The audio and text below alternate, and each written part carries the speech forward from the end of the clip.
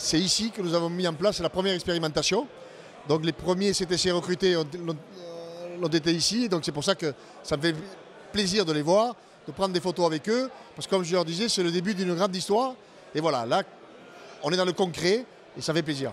Le CTC, son premier rôle, c'est de faire le lien. C'est le premier lien entre club et fédération.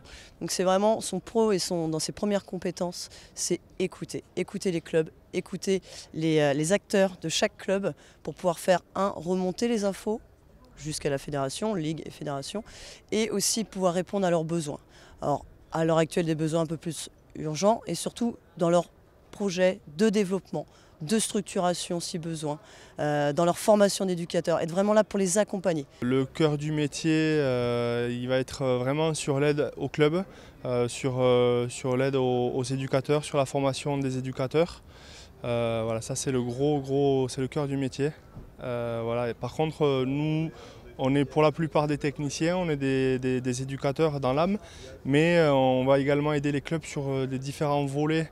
Les différents projets des clubs, que ce soit l'aspect social, l'aspect scolaire, sur tous les projets, on va dire on peut être amené à les accompagner.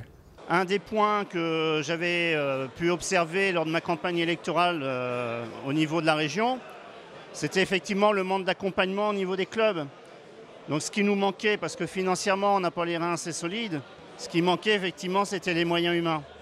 À partir du moment où j'ai pris connaissance des missions et des fonctions de ces futurs emplois, ça correspondait totalement, en termes de réponse, à mes préoccupations. Un très très bon accueil, une très grande envie.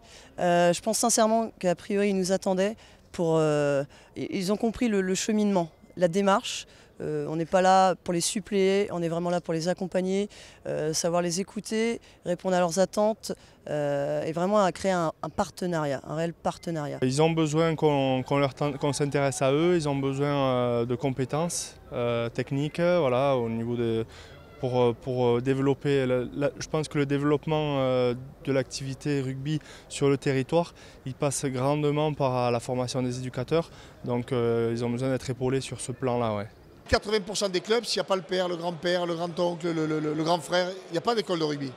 Donc ces gens, il faut les valoriser, il faut les former sur place, il faut les accompagner. Et effectivement, si on veut retrouver de grandes équipes de France dans quelques années, il faut encore une fois mailler le territoire en termes de formation. Il faut qu'un gamin, qu'il soit à Biarritz, qu'il soit à Brest, qu'il soit à Strasbourg, à Lille ou à Carcassonne, il faut qu'il ait la même formation. Voilà, c'est aussi simple que ça, qu'il puisse bien apprendre le rugby, que les éducateurs soient bien formés pour qu'on transmette encore une fois les valeurs, les vertus de notre sport et surtout une bonne formation technique.